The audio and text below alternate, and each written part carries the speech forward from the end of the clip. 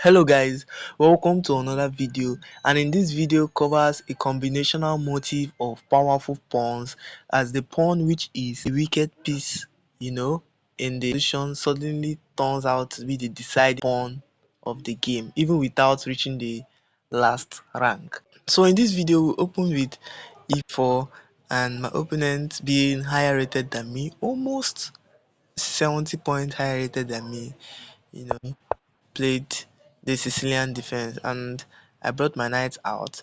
And in this position, in a bid to take him my opponent out of opening, I took myself out of opening. So my opening. So now in this position, I played queen to c2, defending the e4 pawn. And really, I don't know why I played this. So after the game, I checked, and the best move was e5. So my opponent played bishop to g7, and I decided to take the center, and he took, and I took back, and he castled. And now I played my knight out, and it is very important that I do not take, because the moment I take, firstly he gets an active queen. Secondly, his bishop suddenly has a sight. Like for instance, if I take, after he takes and I take and I take, you can see that this bishop is now open and his queen is very active. Highest I can go is this, and this is a safe square for the queen. So in a bit to not make all that happen, I pushed my pawn forward, took his knight back, and I brought out my bishop. Now this is a blunder because it comes with a tactics which I obviously missed in the game. Now it's important to know that I've not been doing my tactical training, so I'm very rusty in tactics. This moment I should have taken the pawn with my knight, and if he takes back, I bring out my bishop and his queen is pinned to the king and he loses the queen. Now the engine said the best move is this, and if you play pawn to b3 hoping that black will take, and you take back and you have a big center, my friend, don't be fooled, as the black king can just slide down and you have lost your advantage. So I missed this move and I castled, and castling itself is not a good move either, and he missed it for the second time. And in this position, it's important to note that I was not thinking about tactical plans. I was thinking about really positional threats my opponent has in the position. It is important to note that my opponent is almost 70 point rated, higher rated than I am. I was really sort of tensed that he will see better than me over the board, this and that, and a lot of things. So I played three. Now it's important to note that there's a little trick here. You can just develop, you can just play a normal move, and if black tries to attack your queen, you can ignore it by playing this, and you are hitting the queen. Now you are hitting the queen, you are hitting the pawn.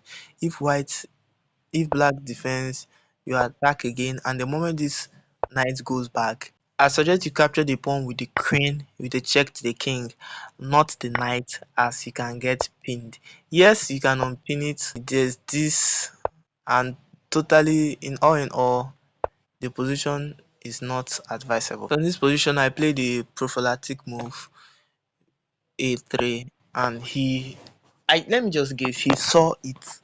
He saw the tactics, and he played pawn to e6, which is obviously not a good move. The best move was to play this, just defending it and giving your knight an active square. The moment he played this move, it is the second tactic I missed in the game. Now the reason for sharing this game with you is to encourage you to work on your tactics.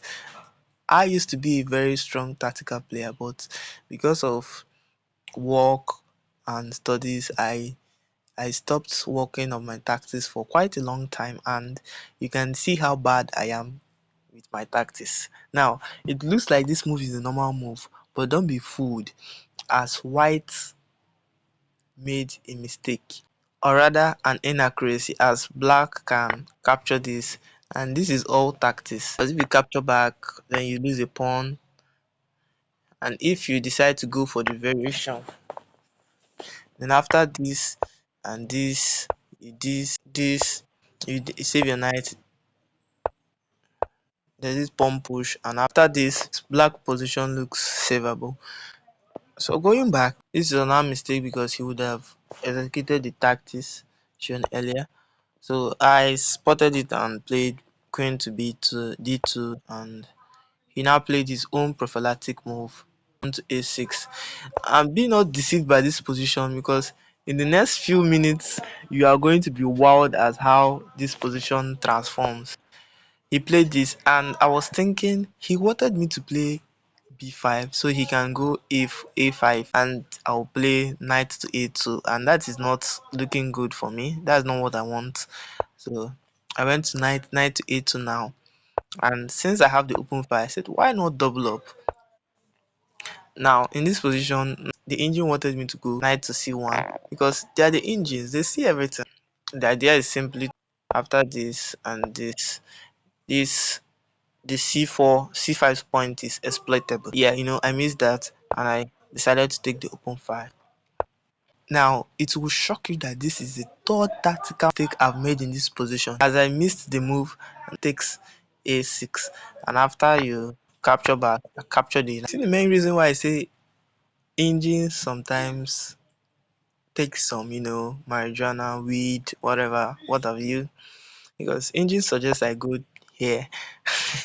And as funny as this looks, engine also suggests I play bishop b3, which is really funny because I don't see any use of this move. But if you let it run for some time, it suggests that taking is the best option. So I missed the tactics and blundered. I blundered and played queen to d3, and this doesn't do anything because I was wondering after the game why the hell did I play this move, like what was going through my mind. The only thing I could come up with was originally I wanted to go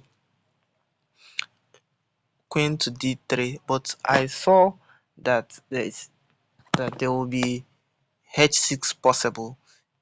So I just had a brain freeze and I played this, and he played this, and his pawn started coming, and I had to sacrifice a pawn, which is an ill sacrifice because I saw that after this and this, then my knight has a tangible square to jump to, and this is actually very powerful than it seems. Now it's shocking that this is the best move in the position, but I don't even know why I played this move. I just played it because that was the only good move that I could play. Now this is where the blunder happens, and this is the image I'll use as my thumbnail. Takes and takes, not to take back but to push the pawn to c6, and after you take, this is a blunder because you can take back, and even if white takes back, you take back, and after the trade there's a check, and engine suggests that you go here, and after this, after all said and done, there's this check, yeah, and this check, and this check. Going back, if you don't check here and you capture, there's also this check, and it ultimately leads to mate, you know. So after I made it pawn push, my opponent resigned. Thank you very much guys for watching this far. If you watch this far, please give this video a thumbs up because it really means a lot to me. Thank you very much for the views. I can see that a lot of you guys have been viewing and subscribing to my channel. Thank you.